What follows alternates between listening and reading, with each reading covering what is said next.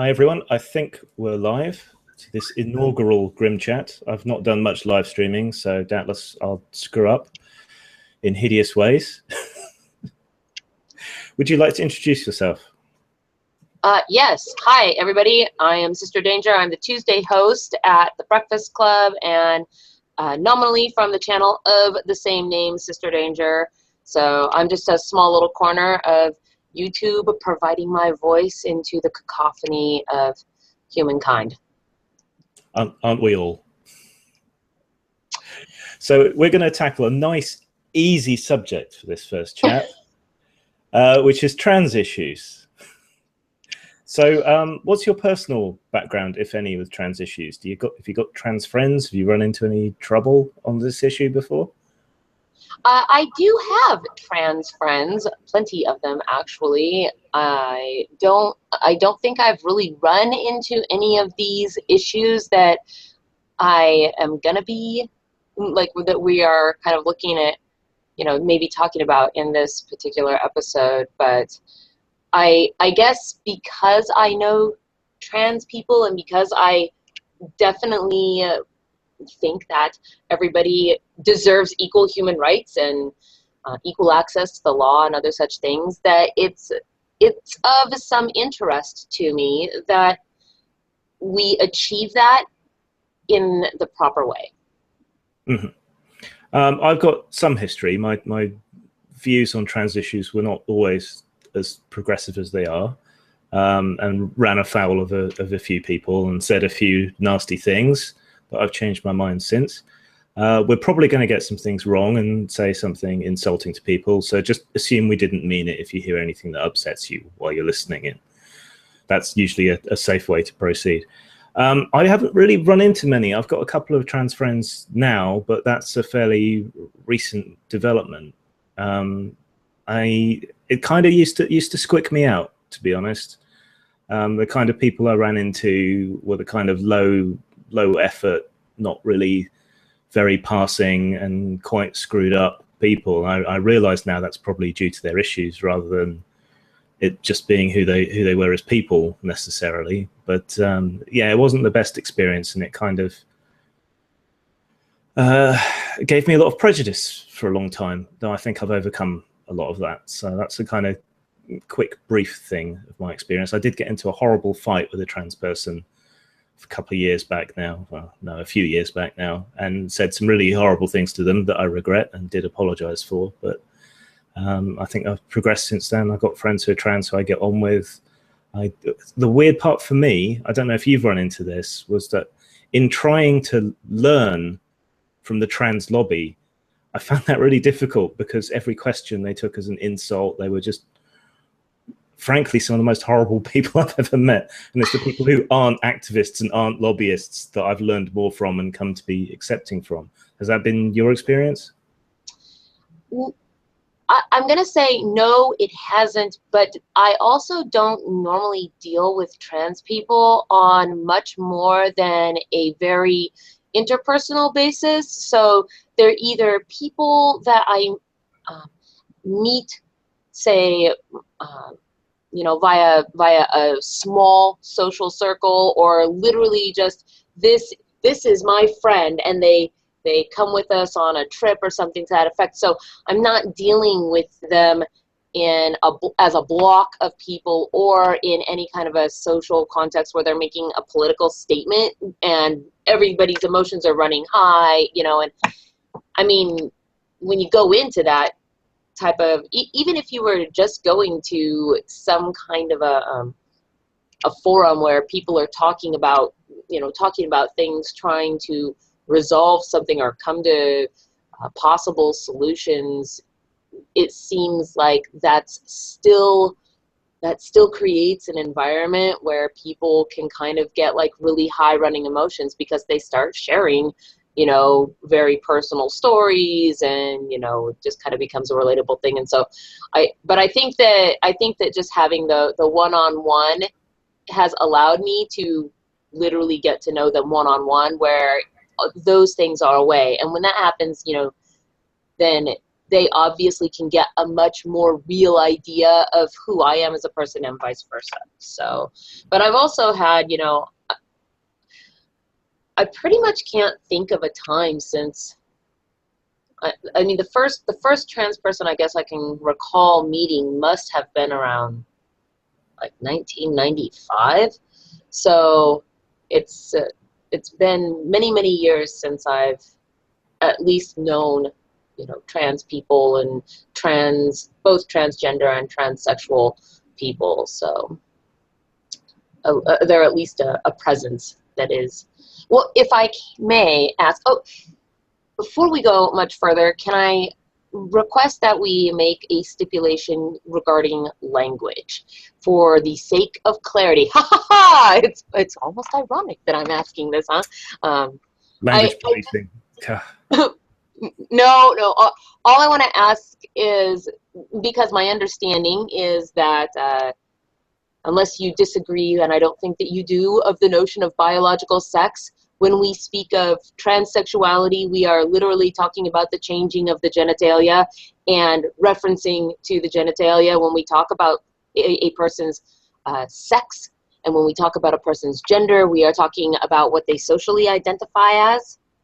I mean, yeah, I'm willing to make a concession on that. I don't like that kind of rewriting of language, because gender and sex, when you're talking biologically, are and have been synonyms for a very long time. But for sake of clarity, let's use the divide. Well, I definitely know that it will help. I mean, even if we weren't to do that, it will help when we start, like if we look at some of these documents, because at least legally speaking, it absolutely is there's a delineation between those two words in legal documentation and some of the stuff that because I've kind of put my nose into reading up on things a little bit here the past couple of days. But if I may, what I was originally going to ask though was, what was the nature, if it isn't too personal, of your original off-puttishness to trans people? Originally, going way back, just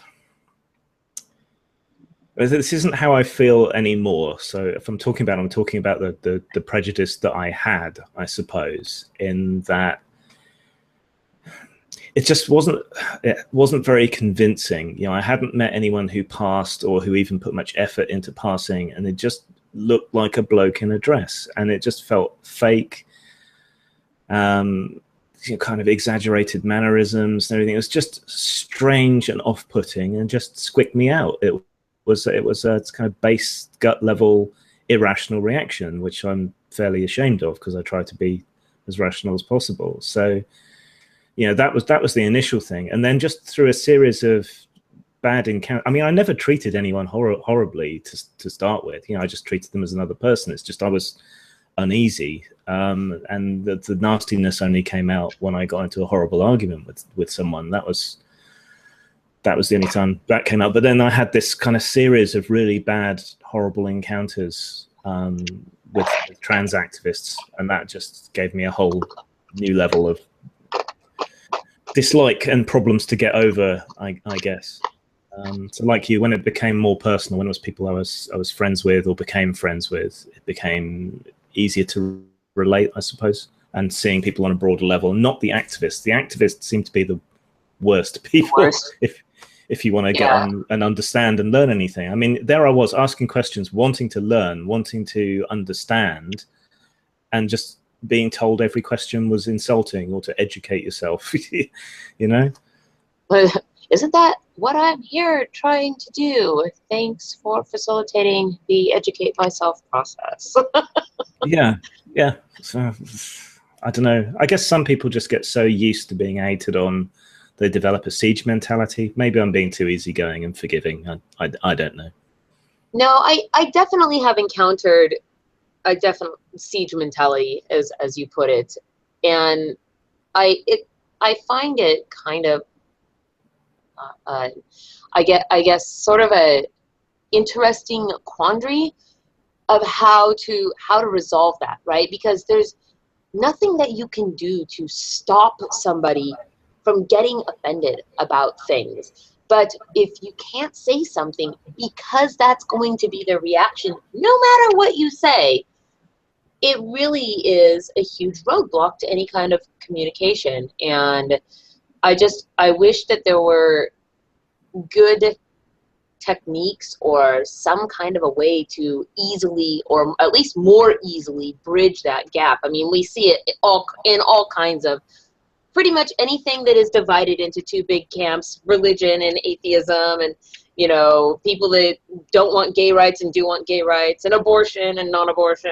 or whatever. I mean, it's the same exact thing, you know. It's like people get offended, and there's nothing you can do. You can't even begin that conversation. And I don't know. I mean, do you have ways now that you use to try to you know, ease into it, I guess, conversation, that is, so that you're not the same thing I did before, which is just to treat people as people. Yeah. Really. And that's pretty much it. Yeah, you know, a person's a person, and, you know, people can still make me uncomfortable, but I can still behave myself around them, and, you know, still be reasonably nice to them. I just try and treat a person as a person. If they're a dick, whether they have one or not, you know, that's the determining factor, I think. So I definitely agree with that, because I just try to be polite to everybody. Don't use pejorative, you know, don't go swearing in people's faces and things like that. I don't very much agree with kind of this current trend that we have where people apologize for everything in advance. Well, I know that enter a long string of cis white, this, that, and the other, you know. I mean, I've said we're going to make mistakes and so on, but that whole, I understand that as a cis het white male, source of all evil. Yes. Source of all evil might actually be in your favor, so you're going to have to leave that one out. That's not a strike against the amazing atheist whipping himself and saying, "I'm sorry, I'm white. I'm sorry, I'm male," so many times. All right, well, you know, can leave your personal life out of it. No, I'm kidding. So where do you want to start? Do you want to start with Jordan Peterson or this case that might be going to the Supreme Court, or should we talk about is going to the Supreme Court? But let's go with Jordan Peterson, I think, because that's definitely the one that is more prominent right now. Yeah, everyone seems to know about it. He's getting a lot of hero worship.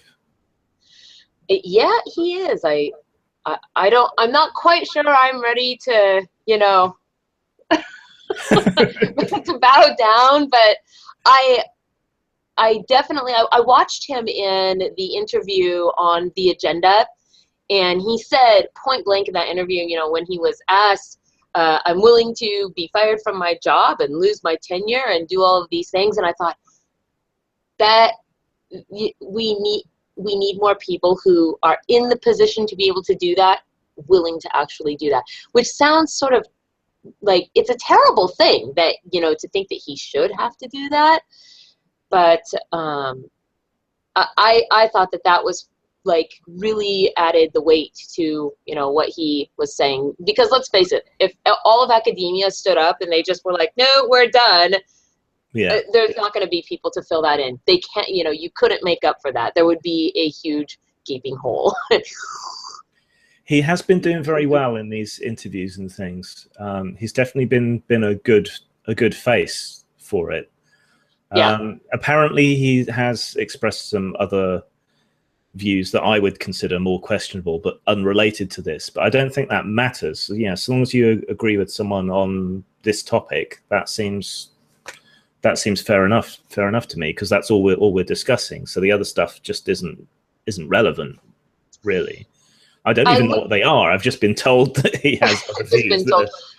A couple of days ago, I went and looked up, you know, they have that, universities have that rate my professor. Most of them do these days, where the students can go and say, I took this class, or I've had this professor, and they give them little 1 to 5 stars or hearts and can leave comments. But on that, he had, I think it was a 3.8 out of 4 or something like that, or 4.8 out of 5. I mean, he was pretty up there as far as being liked. Now that may have changed or gone down if students decide to go and, you know, bombard him. But yeah. So go on. Oh no, I was going to say, with regards to this particular issue, I'm not entirely sure. When I hear the protests against it, what I hear are people calling him a transphobe. And what I hear him saying is, I don't agree with being forced to use words, like any words. In this case, he has a particularly strong argument, I think, because the words G and Jir and Jim or whatever they are exactly, I'm not entirely sure. They aren't even words that are acknowledged in the dictionary as words. They're neologisms, aren't they? They what? They're neologisms, new terms. Yes, literally made up new terms. Well, I mean, where did this come out of? This came out of like the University of Alabama or something like Atlanta or someplace in the Southeast United States. I don't know, maybe a year and a half ago was the first time I heard of it, where on campus they wanted to come up with these gender neutral terms. And, you know, so they did in all the new student orientation, they put this in there, you know, that's what people want to be referred to by. And then it sort of caught on in, well, I guess the SJW communities around campuses, and now it's in Canada. And alas, Canada does not have as good of free speech laws as we do here. I think they're more along the lines of you guys, because you guys also have more restrictive free speech laws than we do in the United States. Yeah, it's a bit tricky, at least while we're still part of Europe, because there's some protections for free speech in European legislation, which we're currently still under. So technically you can appeal, but we are having big problems with free speech over here, with pornography in particular being increasingly censored, at least the production of it, and they want to bring in age verification on all foreign websites, and it's a whole mess. We have a whole bunch of problems to do with censorship going on here. But what you were saying before, there are two different arguments going on. You see that every time Peterson talks. He's trying to have this really nuanced, interesting conversation about the right to dissent, the right of free expression, the right of free speech. And the opposite side are saying, you know, no, you're being transphobic, you're being horrible, you're bullying us, whatever, when they're the ones trying to impose on others. You know, they are impacting on others with their speech. And I don't get the impression that he's transphobic at all. He's just trying to make this point that, no, I refuse to be forced with the power of the state to speak in certain ways. And in effect, this is a kind of like a transgender protecting blasphemy law in a way. You know, if you speak against them, if you don't believe what they believe, then somehow you're evil. Well, you might be ignorant, or you might disagree, or you might have any number of reasons not to go along with it. Well, there are a number of things that concern me with the whole transgender language and the forcing of it. And so many of them are what the professor has brought up. But some of the, like another one of the big concerns that sort of sticks out in my mind is these words in and of themselves, which are supposed to hypothetically be gender neutral, although you would think that if they were gender neutral, they wouldn't need more than one word. We could all just learn Finnish. They don't have separate male and female gender pronouns at all. They just have one term. Like everything's just neutral. Yeah, essentially. Yeah. You have to very specifically say boy or girl, you know, otherwise if you're talking about like there's no he or she, there's just a neutral pronoun. But this is actually interesting. I'm going to be a word nerd for a minute, because the English language does not have a male pronoun. It has a neutral pronoun that we use for men, and we have a special female pronoun that we use for women. Because this goes back to Old English, when man just meant, human. Everything. And it had two separate prefixes to divide between men and women. So you had wereman and woofman, and wereman is where we get werewolf and that from. So I find that interesting. I remember going back to the 90s, I used to really object, because I don't know if you remember, but like White Wolf role-playing game books particularly insisted on using the female pronoun everywhere. Oh, yeah. And that used to drive me...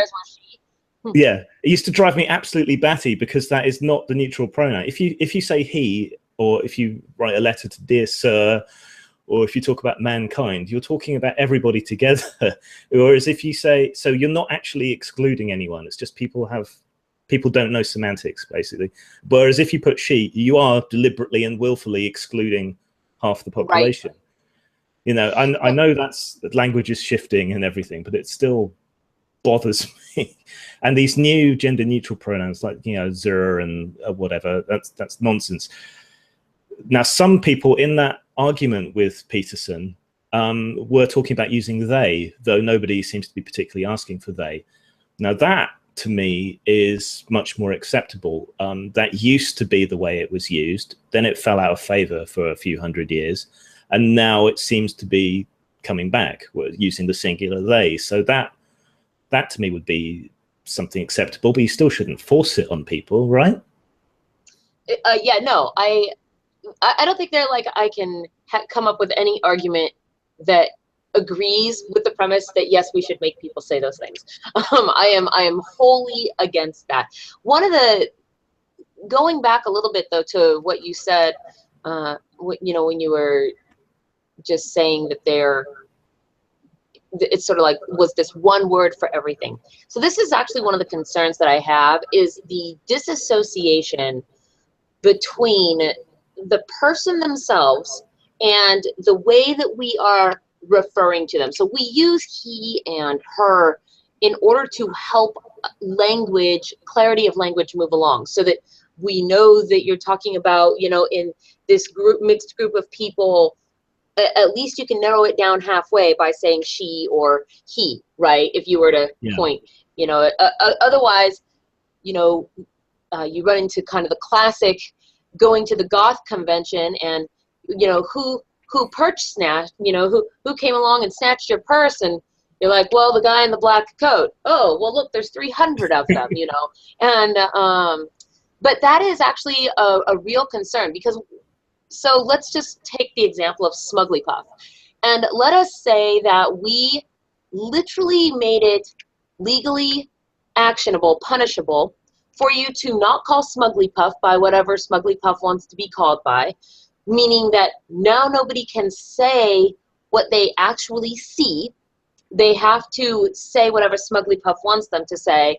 And then Smugglypuff does something like commits a crime, where like they did. How do you say, like, let's say though, Smugglypuff had taken to heels and tried to, well, I guess Smugglypuff did do that, but they ran inside of a building, which is kind of stupid, but whatever. And they're quite fat, so not hard to catch. So Smugglypuff went along and did the thing, but let's say Smugglypuff was going for, like, just running for the ball, running with the ball or whatever. How do you say to the police officer, when you are, police officers, well, did you see the person? And you say, Gir went that way. There is literally nothing on that has meaning to the person hearing it. So even if you were to point, if you couldn't see that person plainly in a crowd, right, and you couldn't even identify that it was a she or that it was a he, or that you couldn't even say, well, it looked like a girl or it looked like a boy, how are you supposed to communicate in situations? How would a cop, for example, fill out paperwork accurately describing Smugglypuff in a way that makes that paperwork valuable?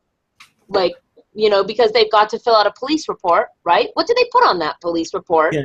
And if you just refer to everything as it, how do we know that this it is you and not that it? How do we know you're thing one and not thing two. Yeah. I just ran into something else as well. Or the pronouns is all very well, but what's the gender neutral version of sir or ma'am, which cops use a lot? Don't think there is one. Yeah, no, I don't think so. Uh-oh. They're going to be making them up now. I've made it worse. When it happens, Grim, I'm blaming you. I am literally blaming you. You look like you can take it, though. Fair enough. That's my fault. So I guess, though, that the very real disassociation between words to talk about another person with and and that actual physical person seems to have kind of concerning impacts, right? So and that might not be relative to, I guess, the general populace, because I don't suppose there's any way somebody could be like, oh, that big crowd of 30 people all called me she and sue them. But if that happened in some place like, say, a professor's classroom, and then he wasn't adhering to the proper protocols and policies and this, that, and the other, then he could get in trouble. Then the university could get in trouble because they're liable for him, and it just is. Where does it stop? Yeah. So, so did you actually get a chance to watch the agenda with Steve? I don't know how to say his last name. Paikin. Paikin. Paikin. I don't know how to say that. Yeah, I think I did. I think it's the one I'm thinking of. Yeah. It was the one with kind of the short little, I had notes that I wrote down around here, and I think they're out of my reach. Let me get up and get my notes really fast. Okay. I shall keep people entertained. It will be dance a jig, entertain. A moose turning right. A moose turning left. We used to do this song. Do your ears hang wide? Do they stand out to the side? When you go through a door, must you turn to the side? Do the people that you tried call you moose and antler head? So I know that song is Do Your Balls Hang Low. And then there's always like the infantry version. Yes. Did you find your notes? I did find my notes, yes. I knew right where I put them. I'm just looking. Well, I had written down the name of dude in this note. Was that the little bald ginger person with the really high-pitched voice? Yeah, the one that was like, so I think we have a really good opportunity for some social justice learning moments here. Yeah. It was the one sitting next to the lady that wanted to be called they. Right. And I'm not actually sure how that works. Nicholas Matt was his name. Nicholas. Nicholas said, I don't focus on pronouns. Well, if Nicholas doesn't focus on pronouns, then I have to wonder why Nicholas calls anybody by anything. Yeah. What it boils down to, I think, is I don't know that being called the things that you want to be called, I don't know that that's really a right. As long as you've got the same legal rights, no one's actually harming you and so on. People getting confused, mixed up, or rejecting your personal identity doesn't seem to me to be something that authorities should be getting involved in. But no, I actually, so what I've read of the kind of the Canadian laws around this, people getting mixed up or even calling you things that you don't necessarily want to be called does not seem to be an infringement of their laws. That which would constitute hate speech is. Right.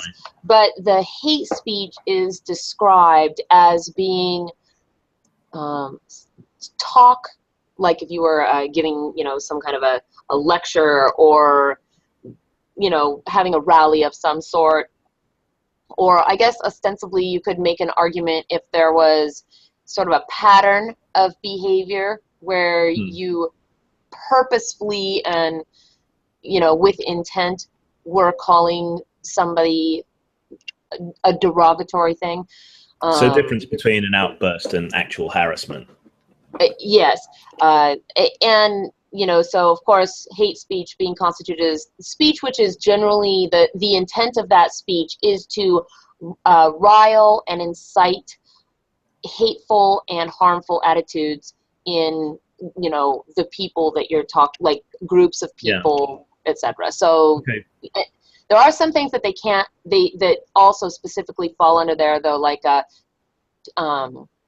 the promotion of genocide is specifically considered like automatically hate speech if you're going around promoting, you know, the killing of any segment of population, which I think that's also the same in the UK as well. Possibly. I know specific reference to the Holocaust is tied up in legal stuff. I don't know about other instances. I think publicly calling for those kind of things or murders or whatever, that's subject to law. I think that there is a distinction between specifically, you know, calling somebody something derogatory and basically using the wrong speech, and then them being offended by it, right? Intent matters in these things, and, you know, intent does matter, you know, where the law is also concerned, and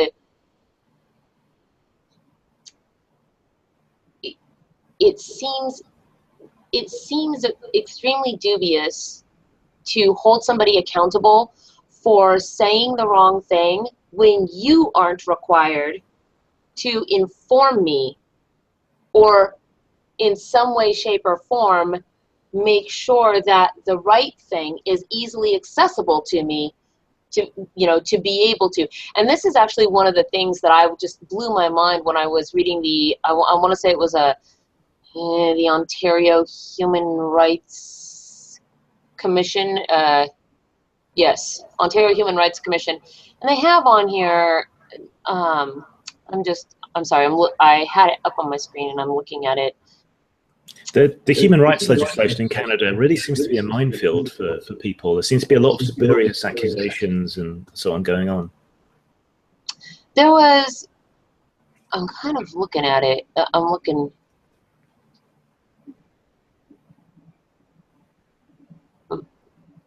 there was a piece in here, though, and they showed it, actually.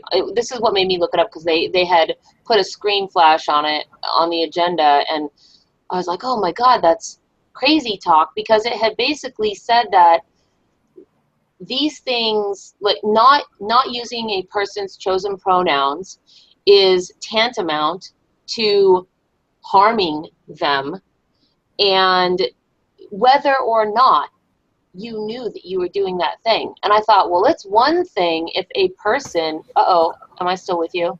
Yes. Yeah, you're still here. Yeah, it's one thing if a person is knowingly doing something. It is completely another thing if they have no idea that they have transgressed or they may be making a transgression, and then somebody can turn around and try to hold them to account for that when that person has no responsibility to ever say anything at the time.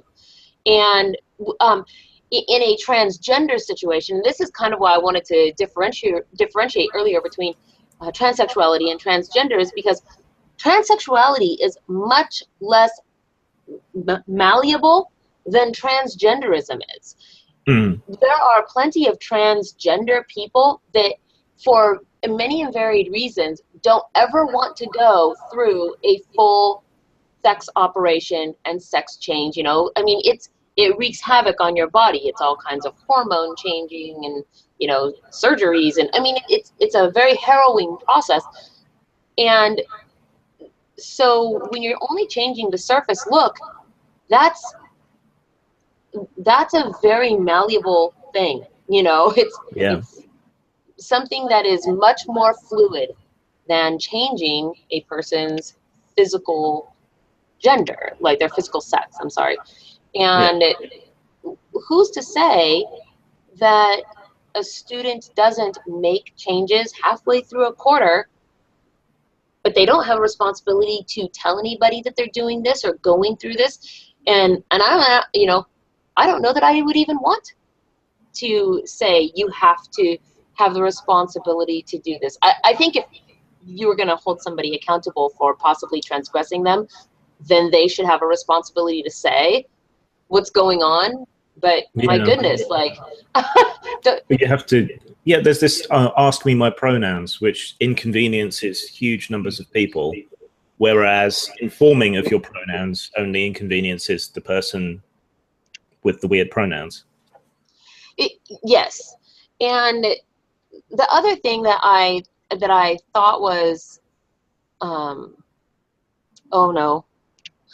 other thing that I had, that I had thought on this was, how can it be considered an insult to call somebody that which we call 99% of the population, right? Yeah. And it certainly isn't an insult if you see if you were to see me from behind and for some reason think I was a dude and say, hey guy or whatever, that isn't insulting language. In no circumstance is that insulting language. That's how we refer to people. Yeah. Yeah. And with the long hair, I've been mistaken for a woman from behind several times. Fortunately, not by anyone seeking to do me harm, but no, not harm. Maybe that sentence just ended at seeking to do me. Yeah. Oh, walking or working. Okay, let's take us back to Peterson though. So if he was having one of these classes and he sticks by his word and he says, no, I'm not going to refer to anyone by these pronouns, and he has trans kids in his class and he refuses to call them that, over and over again, refers to them by the wrong thing because he refuses to acknowledge this, what would that then qualify as harassment? I guess under this proposed legislation and so on it would, but I guess so is what it's getting at with this,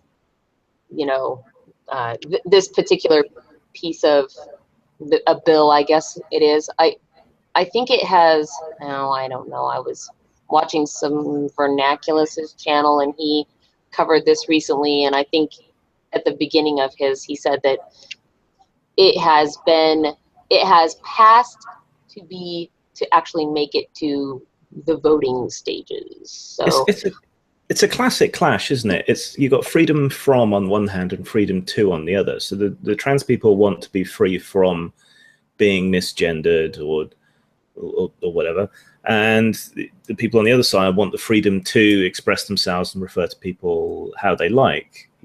So I mean, what makes this different though is a lot of the people who want to express themselves as they like don't want to belittle or hurt the people on the other side. They just don't believe what they believe, or don't want to modify the language, or see a problem in the way it's being enforced and want to take a stand against it. It's a complicated knot to try and unpick. At least in America, well, I'm sure this probably varies from state to state since our states can all have different laws, but roughly speaking, so assault would be the constant and intentional aggression towards a person. But if you and I were to walk past one another and bump shoulders in the grocery store, and I'm like, watch where you're going, you motherfucker or whatever, you would have pretty much an impossible case in court trying to show that I was assaulting you or in some way harassing you, right? Usually those things have to, well, it would be, reasonable doubt, I guess, is what it would be in a civil court. So, yeah. I guess that I kind of think of that though whenever I think about what even constitutes harassment or assault. And to clarify here too, so we have assault and battery over here, and battery is the actual physical attacking of a person, and assault is basically the intimidation of a person. So right. to assault somebody would be, say, you could be following them down the street, just shouting profanities at them, which actually happened to me in Camden Market, I'll have you know. It was pretty strange. It was a weird experience. Just like some random dude was following me, just like shouting profanities. I didn't even know it was at me until somebody pointed it out. Oh, right. Yeah, I was like, oh. So I just turned around and said something to him, like, and he shuffled off and went away, like homeless people often do. So, but yeah, I mean, something like that, if I had been, you know, really super frightened in this situation and it just continued and continued and continued, but that person never laid a hand on me, that would still be considered assault. That would be considered assault, right? Okay. So if they don't actually touch me or do anything like that, you know, that's where the battery is. So when I say assault, that's what I mean is I'm largely talking verbal attacks. Yeah, I think the terminology is slightly different over here, so that helps. Yeah, they often get lumped together here because it's pretty rare that if people are screaming at each other in a bar, you know, that it just sort of ends at that, right? It's sort of, so assault and battery kind of go together because, you know, people get in fights and whatever it is, right? So I guess, I mean, gender words aren't insults in and of themselves, but you can insult a man by saying that he's effeminate, and you can insult a woman by saying she's masculine. So I guess there's a kind of correlation there. You know, so, like you might call a dude a big girl's blouse if he's you know seen as weak, or whatever. You might call a woman mannish or even handsome. To give a kind of slight sort of backhanded compliment sort of insult. Yeah. So I guess there's a slight correlation there, but the thing is though is that those one-offs like that are not, I think, what we consider in society to be kind of a trend of behavior, right? When we're talking about the words that they like to use are to say, why do you feel like you have the right to deny this person their human dignity? That's one of these, you know, catchphrases that they like to throw around. And the thing is that nobody, I think, looks at this, you know, one-off insulting sort of a thing.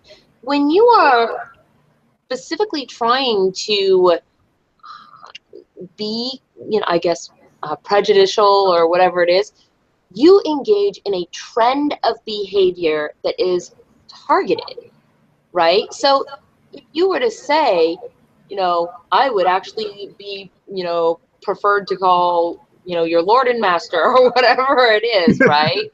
And you who doesn't prefer that? All right.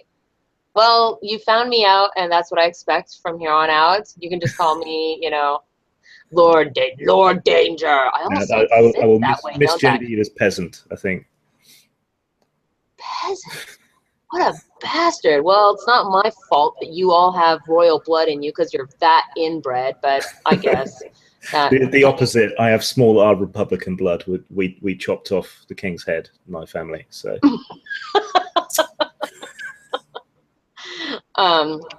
But yeah, I guess to me, I think of it as a trend of behavior, right? So, you know, at least in a setting that I consider kind of a university setting to be something like professional, right? Mm. So you say to a person, you know, I'm a she, and if that person basically is like, fuck you, I'm going to call you whatever I want to call you. And it could be, it could be he, it could be, I'm just going to call you fat cow from here on out. How do you feel about that, fat cow? How now, brown cow, right? And just like continue on like that. And, you know, that to me, that is showing that this person is specifically trying to insult you. Yeah, it still doesn't quite feel the same to me. I mean, calling someone a fat cow, you're absolutely deliberately going out of your way to insult someone.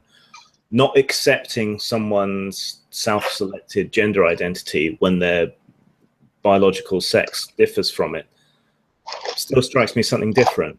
But then I can also see the other side of that. If I think of another example, like say you're someone who has very deeply held and profoundly racist beliefs, we would not accept them going around addressing, black people as nigger or Chinese people as chinks or whatever. We wouldn't accept that just because that's their deeply held personal belief about things. But then again, those are, absolute deliberate insults.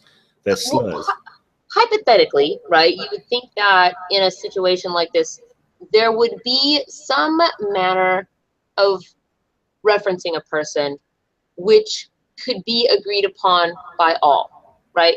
So in this particular situation, speaking of Professor Peterson specifically, he's a professor who knows how many students he actually has, right? But if you are teaching, first and second year classes, you're likely to have 300 or more students per lecture hall, like for every lecture that you do, right?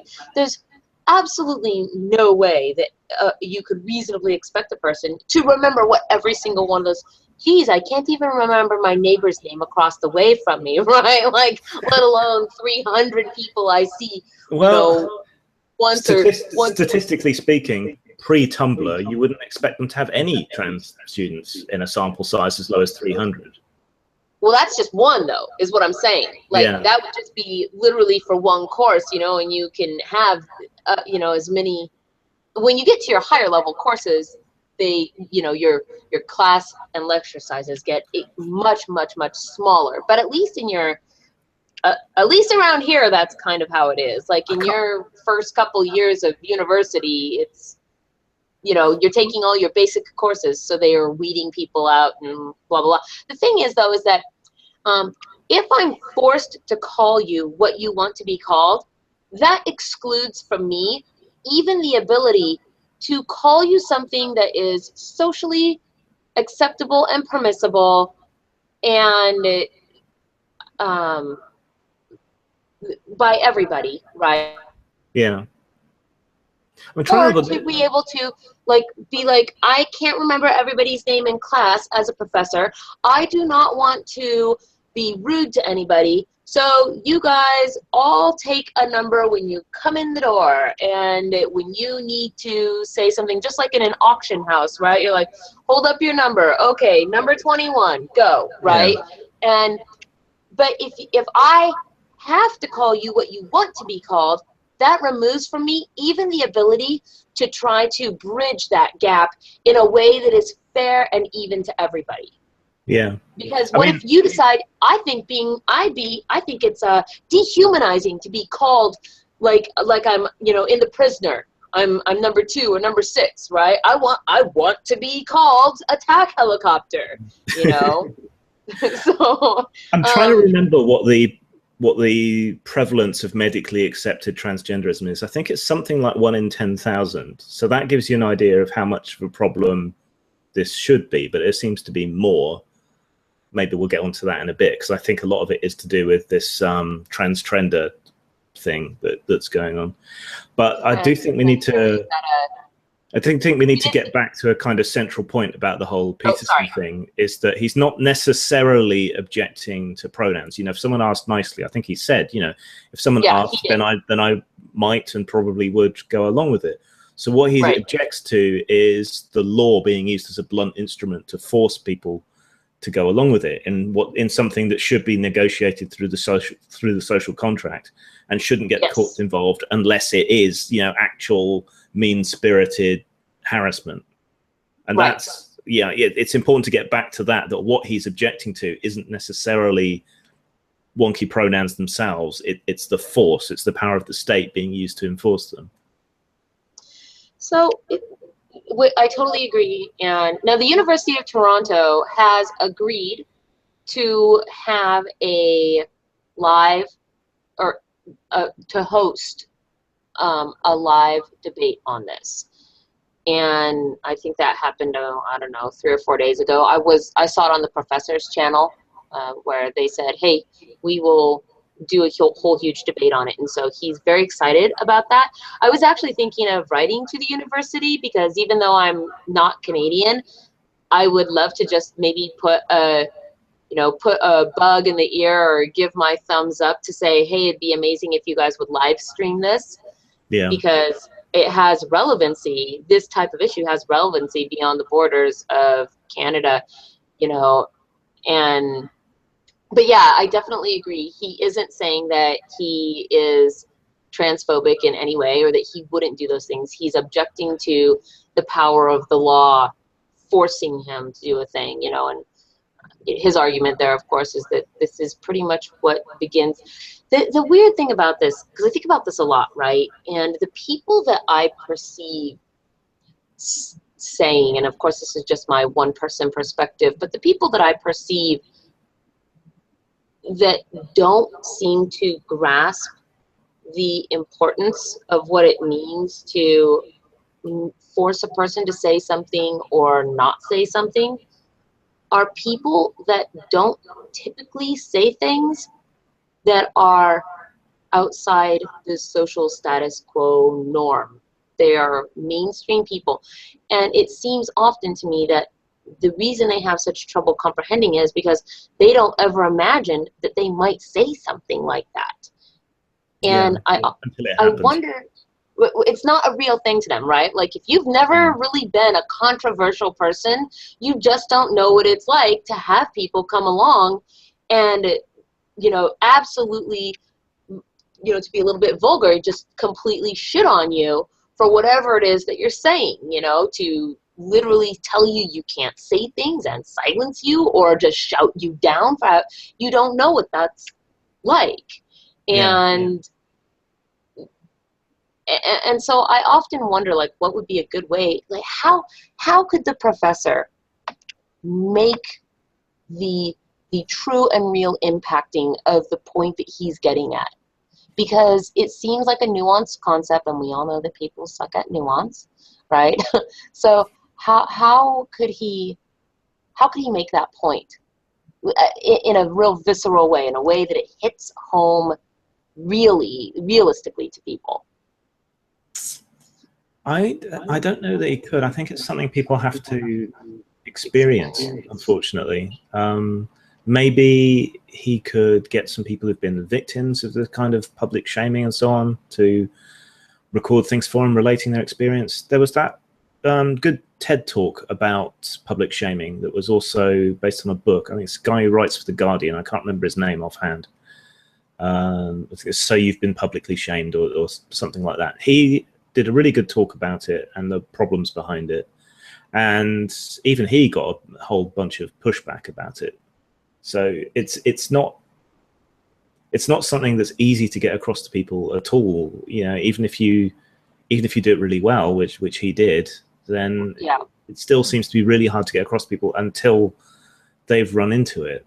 You have to find something that they care about that has come under attack. And there's plenty of historical examples, like, maybe they're into music, and you could go back to Elvis's hips on the Ed Sullivan Show, or should that have been cut off? You've got to show that this stuff can reach into something that they care about and cause problems for it. At a whim. Yeah. And just how blunt an instrument the law can be, how it can have unintended side effects and so on. But it takes time to cover all this stuff. It's shocking to me anyway that people don't appreciate the value of their free expression, and they don't make more effort to defend it. Rather, we seem to find a lot of people cheering as it gets stripped away bit by bit, and that's really, really disconcerting. Yes. I guess that there have been, when you poll people on university campuses, I don't know, I've seen just like maybe random YouTubes where they walk around and ask people, do you think that it should be outlawed for people to say these words? And, you know, you find all these really young 20-something students or whatever, maybe younger still, going, yeah, those are terrible things to say. People shouldn't be allowed to say it. Yeah. If it was just... I mean, I agree they might be terrible things to say, but I don't think you understand what you're saying. Yeah. If it were just those videos, I wouldn't be too concerned, because those are obviously cherry picked and they go around looking for the people that say what they want to say. But there's so much pressure in creative enterprises and online and via the media and everywhere else. It's everywhere. We're suffused with it, and it's not just a handful of people. Well, so is it okay if I segue kind of into the Gavin Grimm thing? Yeah, I was just going to suggest that we move on to that one. I think we've kind of exhausted Canada. We're done.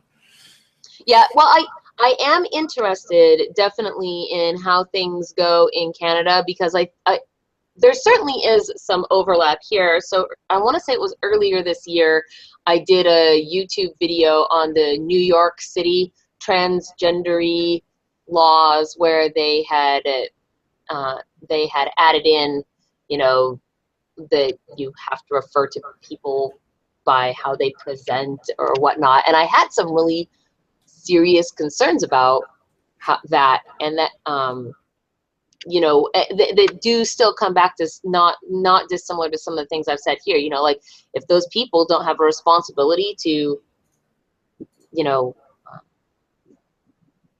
in some way identify themselves so that other people even have a chance, right? And but anyway, so the Gavin Grimm case, and I'm just gonna, I'll just like kind of summarize it here a little bit, but this is in but I don't know much about Gloucester, it, so Gloucester County.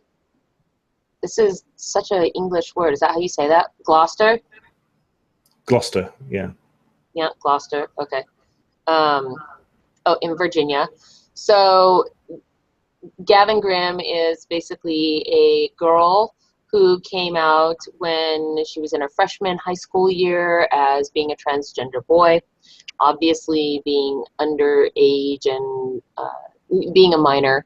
She hasn't, you know, had a sex op, but has been going as a boy for some time now in her school. At the time, she received permission from the principal to use the male facilities and other such things, but then parents of other students complained about that, and then it became an issue, because when they complained, the school basically had to say, well, you can't use the male facilities, and but they did provide a unisex facility, although there have been part of this particular case is complaints about that. There's a lot of nuances in it, because there always is, you know, newspaper never covers these things, but they provided an alternate unisex facility, and basically Gavin and family decided they were just going to sue for the right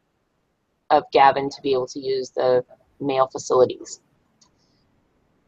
right, as it citing that it transgresses, you know, it's a infringement on his civil rights and all this other stuff. Okay. And the ahead. school hasn't given in, and it's going to court. Yes, correct. Right. Well, so what actually happened was it went to court number one, and court number one said that upheld the school side of it, so they appealed that. So now it goes to court number two at the state level, and the state level overturns that and says Gavin Grimm does have the right to do this, and so they appealed that, and they are asking for SCOTUS to look at this case, and SCOTUS has agreed to look at this case. So now it will be going to the Supreme Court, which I think is extremely good.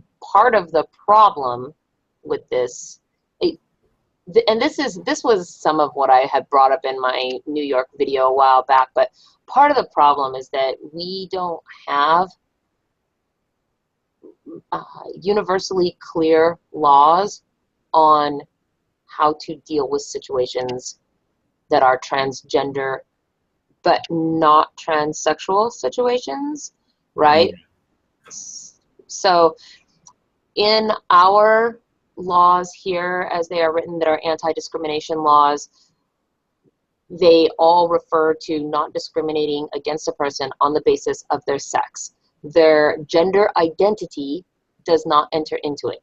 And the only times their gender identity has entered into it is as of late here, you know, this is a very recent thing. So last few years really has it started making its way into public policy, for example, and where they add in, you can't discriminate on basis of sex or gender identity. Right. And I find that to be,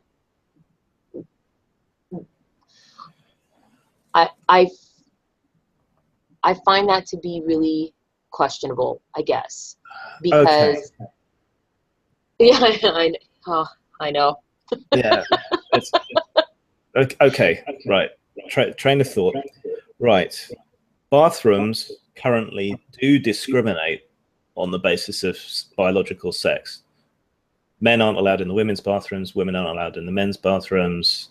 So there's already discrimination in effect there, right? So, the way that it would be worded is that no, they wouldn't call that discrimination so much as segregation.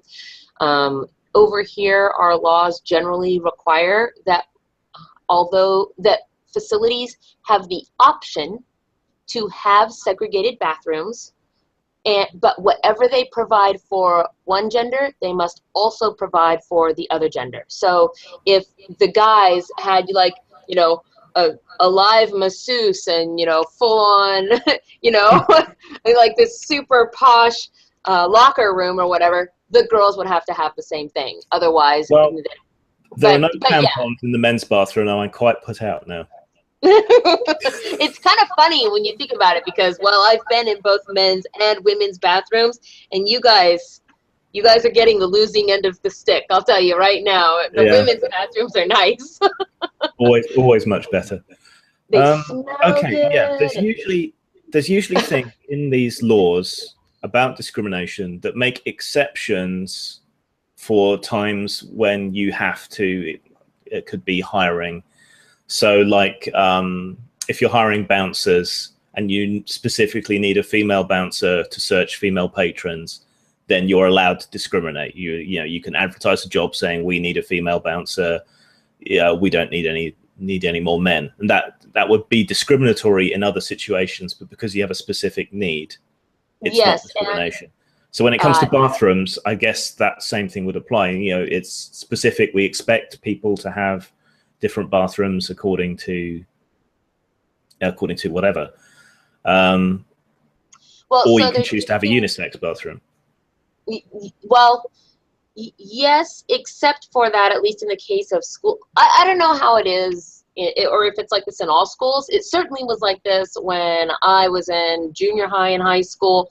You know, your locker room that you use after sporting events is wide open, you know, and people get nude, entirely nude, and you go through and take your shower, or after PE, everybody goes through a big old shower and you grab a towel and you know, getting back, but people get naked, you know, you're topless, you're bottomless, you're whatever it is, right? So I don't know that that's the case for like every single place that there's a locker room ever, but that was definitely the case in our school. Now, so the argument though is that there's two things that are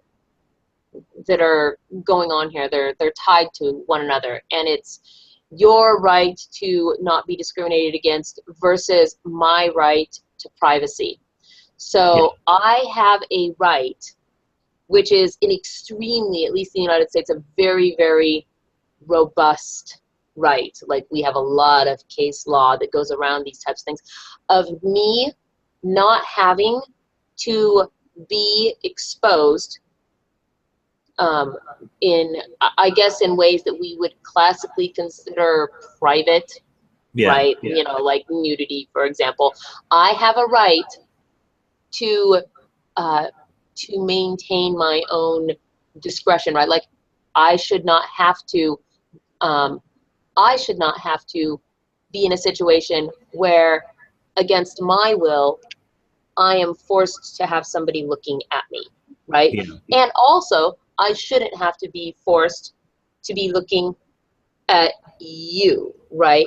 When these things go outside of what is classically accepted social norms. And it has been argued in a number of cases that that means the mixing up of genders, at least in adolescence, because everybody is very, very body conscious, you know, going through puberty and all these other things. So, body conscious and horny, not a good mix. yes. And so there's a lot of things that are going on there, and it's just, you know, kind of classically considered an infringement on my right to not be seen, you know, by something that I would consider particularly demeaning. And quite frankly, if you have somebody who is biologically a girl, even if she presents as a boy, if she's biologically a girl, going it through a locker room with 50 dudes, come on, like. Well, some of the facilities are different though. Like yeah, I jokingly referred to tampons, but you know there are tampon machines in girls' toilets. There's disposals for tampons that you don't have in men's bathrooms. And men's bathrooms will have generally less stalls, but they'll have troughs or urinals that take up less space. Yeah. So there's a biological, physical difference between bathrooms as well. Yeah. So what if we designated them sex rather than gendered bathrooms? Would that be a way around it? I think that if we were talking about just like where does somebody go to go pee, that issue is not quite as difficult. In part because there's no reason that you can't just, I mean, we do it all the time here. You know, if you're driving down the freeway and you stop off at the gas station and have to use the bathroom, they give you the key, you go around the corner, and everybody just goes into a place. There's a toilet, there's a sink, sometimes there's also a urinal or something, and that's it, and everybody uses the same bathroom, right? Handicapped people and, you know, everybody uses this bathroom. So this isn't a zero cost thing though, in terms of design, in terms of architecture, in terms of money, in terms of how much throughput you can get through a facility, because men's bathrooms can generally handle higher volume. Men spend less time in there unless they're having a shit and reading a book. Yeah, that's just generally how it tends to go. So, you know, you'd need more space if you were to provide an extra gender neutral bathroom, or if you were to, you know, allow for maximum privacy in both bathrooms. You'd lose capacity. Basically, you'd take up more room. There's more cost associated. It's like everything that there's nuance to it, and there are different biological needs. But obviously, women aren't on their period all the time. But you know, there's a need sometimes. I don't know. I'm not terribly against just sort of unisexing all bathrooms. Yeah, I'm not that bothered about that. The locker rooms is a bit more of a sticking point, I think. Right, because there's no escaping, you know, the people, you know, taking the showers and changing the clothes, and, you know, I mean, especially in sports where people get super muddy, like in soccer or football, because they're running around outside, you know, that's absolutely something that you do after the fact. And the thing, part of the argument here is that, you know, of course, that it's again, you know, a transgression of, you know, these human dignity. And I really am kind of happy that this is going to SCOTUS, because I think that not only in this case, but in pretty much regards to all trans cases, we need an authoritative way for institutions, any kind of federal government legal institution, to know how to identify a person, not a flip-floppy way, but what is the way that we are to deal with you as an individual. Yeah.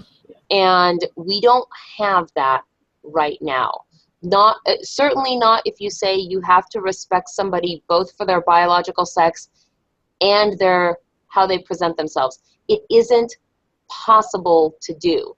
You can't.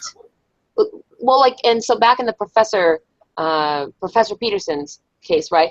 One of the things that guy Nicholas Matt said was that more than half of our students, or half of our students, or something like that, are unable to get documentation with their appropriate name on it. Well, what does that mean exactly? I felt like this was like this tricksy thing that he was saying. But we see this particular same issue here in the United States, where I live as a guy, I present as a guy, I have a man's name, but then when I want to go to, say, rent someplace, my legal identification calls me something else, right? Yeah. Well, I think, so if that's the case, which one of those are you not discriminating against as, say, a landlord when you fill out my contractual, my rent contract and send it to me to sign? Or what if I sign it according to my gender identity, and that, I mean, this is one of the things that makes contracts binding, is that the person signing it can be shown to be the actual person themselves, right? So what if I sign it as my gender identity this year, but then something occurs and you try to find me, and I show, I'm like, well, here's who I actually am, right? And I show you my legal birth certificate, which doesn't match my gender identity. I actually ran into this problem with the trans person I had the initial really bad argument with, because they'd gone back and forth on their gender identity, and they used completely different names for their male identity and their female identity. So it was very hard to track down who exactly I was talking to, and they seemed to be taking offense whichever way I did it.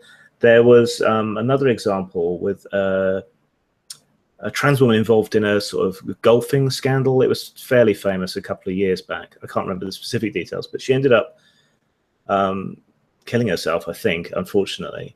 But they were basically a scam artist, and part of the way they'd managed to get away with their scams was changing their name and their gender identity. So it made them much harder to track, to figure out that this was the person who had been scamming people and ripping them off. Right.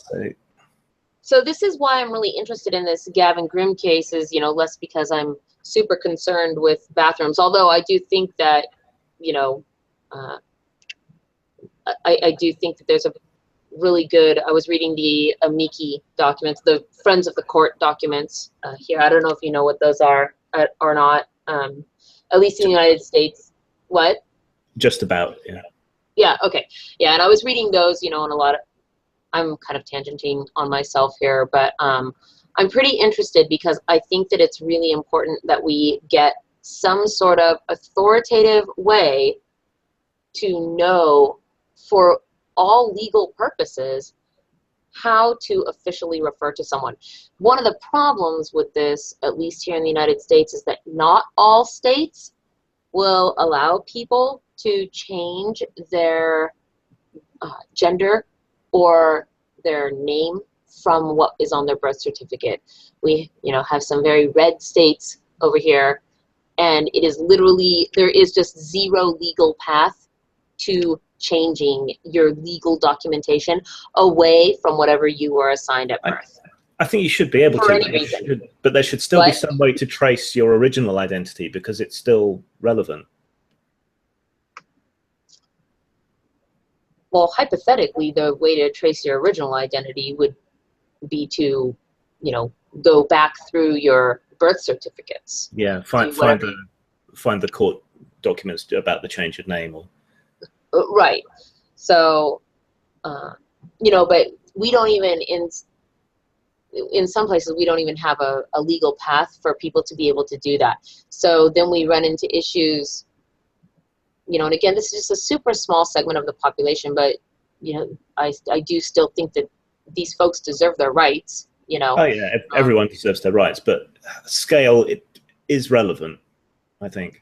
No, I definitely agree, right? I am not sure that I see an argument for, like, say in the Gavin Grimm case, I'm not sure that I see an argument for it's humiliating for me as Gavin Grimm to have to use the female bathroom when I have been presenting as a boy for 2 or 3 years now.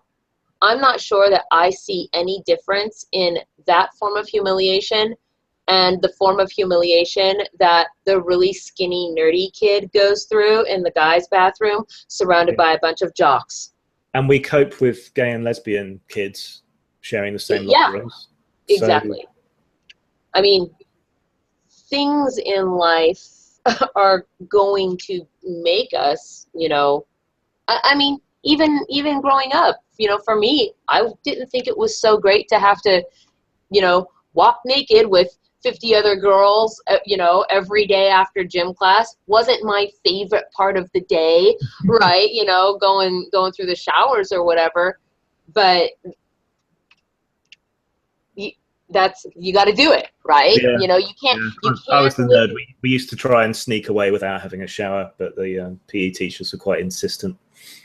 Yeah, because you're boys and you're smelly. Yeah. You get all Rather sweaty. be smelly than naked. It's worse, you know. You guys should definitely have to take a shower. We're girls. We're smelly too, but we smell pretty. We smell pretty. Yeah. You fart rainbows.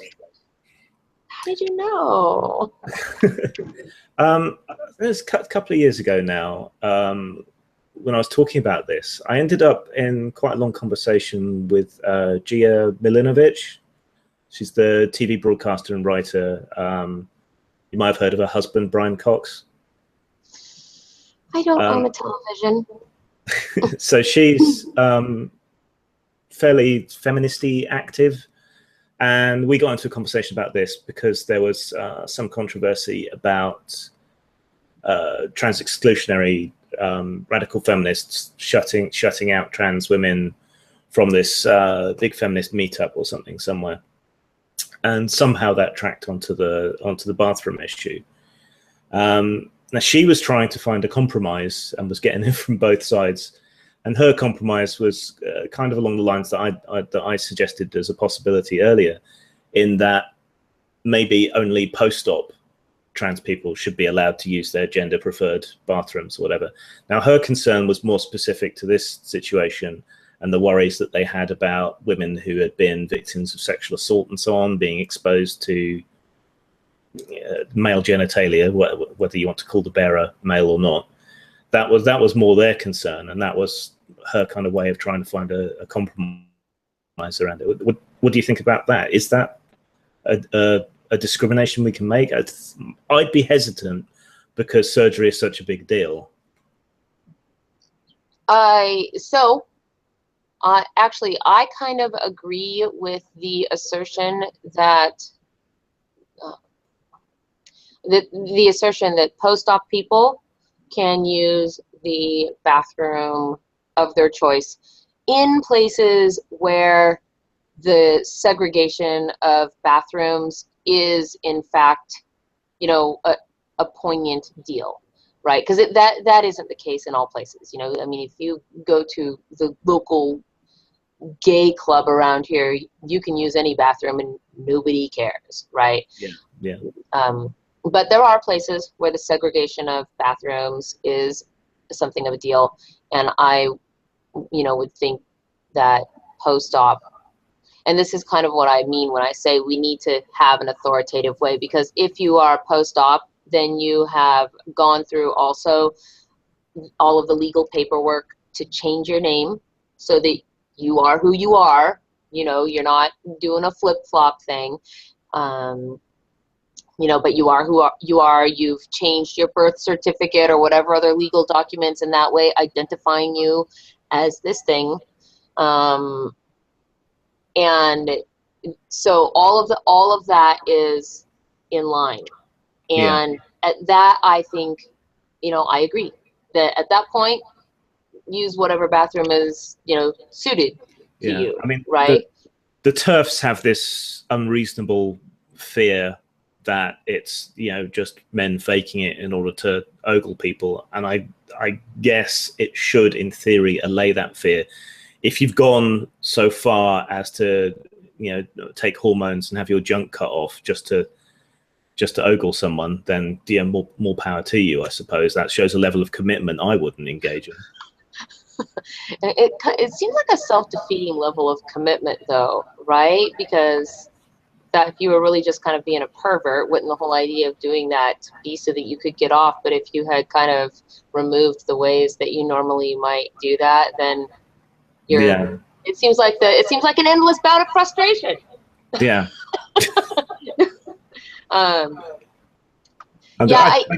My sympathy's kind of with Grimm, mostly because of their last name, I think. I think that I find it actually a little more concerning the second thing that you, I guess, or Gia, is that what you said her name was, had mentioned about how these women didn't want to be using unisex bathrooms because they didn't want to potentially be exposed to male genitalia after they have had some kind of, domestic violence. That was more specific to this meeting, in that there were a lot of women there who'd been victims of assault, and rape and so on. I actually find that a little more concerning. There are vast amounts of more women that have that experience than we have trans people. Yeah. Holy smokes! Could you imagine if I get concerned when things like that start being tossed around, because the reality of the world is that 49% of our population is men. You're going to have to be exposed to them in day-to-day life, regardless of whatever tragedies have happened to you. So this whole discussion seems way bigger than the amount of people that are affected. I mean, plenty of people are going to go through their whole lives never sharing a bathroom with a transgender person, or never even knowing that they're sharing a bathroom with a transgender person. So it just seems a bit odd that it's such an enormously massive discussion and deal. I guess it's just the next thing on the list.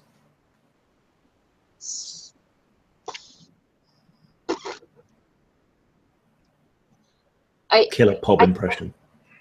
What? So you did a killer Pob impression, but you won't know what Pob is, so I'll shut up. I don't, but you can tell me, enlighten me. It was a children's show on Channel 4 with a puppet with big bulged out cheeks called Pob. British. There's probably clips on YouTube if you want to terrify yourselves with British television. I'm actually wondering if maybe I've seen it, because when you said that big puffed out cheek thing, then I'm like, something came to mind. What? Oh, maybe it was Pixar or something by Pixar. He talks like I don't know a nice way to put this. He talks like a retard and he spits all over the screen. British children's shows, they're meant to scar us and make us eccentric, as far as I can work out. It's working. It's working. Okay. Do we want to tackle anything else? I think there's something that relates to both these issues that we could finish on, and that's the non-binary people and the trans-trenders. Don't they just confuse this whole thing even more, because they're not transitioning from one to the other? They're making up new things, or they're being gender fluid and swapping daily from one to the other. How the hell does that fit in with all this? Can I ask for clarification on what a trans-trender is? It's a derogatory term for all these made-up extra Tumblr terms, like as far as I can make out. Now, I'm sure there are genuine non-binary people before they get angry at me, but this is the gender fluid and the mayonnaise gender and the agender and the grey gender and all these other I don't even know what to say about them. But there's all these weird categories that people have come up with and things that don't fit. Oh my goodness. And so when you say, how does all of this work, are you wondering well, they don't identify as male or female. If we had neutral bathrooms, I suppose they could use those, but some people aren't going to be comfortable with neutral bathrooms. I don't understand why people aren't comfortable with neutral bathrooms, to be honest. Neither do I, but it's undeniable that some people aren't. So I feel like the uncomfortability with neutral bathrooms is related to what you were saying way at the very beginning, people who are kind of these like proactive offense takers, right? Like they just want to be insulted and offended. Oh my, well now over here, something that I have seen that immediately pops to mind with relation to the list of hundreds of, you know, gender trender people at conventions, our sci-fi fantasy conventions here in the Northwest, they have started giving, so you know how you get your con badge and then you can get like those ribbons that you stick to your con badge? They've started giving people ribbons that they can wear or bracelets that they can wear that indicate what they want to be called and how they are feeling right now, so that you know whether or not you can approach them and talk to them. Like I'm feeling social, don't talk to me. I'm this, I'm that, you know. Yes, it is actually a thing. For fuck's sake. It's a thing. And do they have ribbons for gender? Do they? The thing is that, you know, what if the gender identity that you have is something that's all inclusive? Right? So get out, you can't use this bathroom. Multi-pass. That's right. I want one of those, actually. Go on somewhere. Do you know how long the lines to the women's bathroom is? If I knew that I could absolutely go anywhere into any facility, now trust me, I've used the man's bathroom a lot. Women already do that though. When the women. No, not everywhere. Nobody would go into, say, the courthouse and go into the guy's bathroom. If you went to the club, you could go into the guy's bathroom, or down at the bar or whatever. Nobody is going to care, right? Yeah. You could go to Walmart and go in the guy's bathroom and probably nobody would care. But you would not go to, I guess, what we might call a finer establishment, if you will, and do that, or at least not do that overtly, right? But man, if I could, you better believe I would.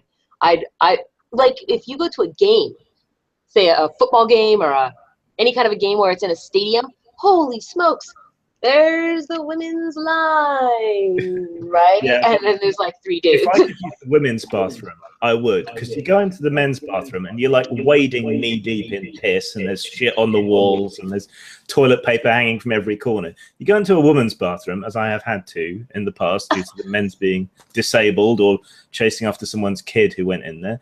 And it's, there's pink clouds, there's unicorns frolicking, fresh spring water sprinkling. It doesn't smell terrible, you know? It's so true. Although I will say that does change a little. That does change a little bit. Something in my house is talking, and I don't know what it is. That does change.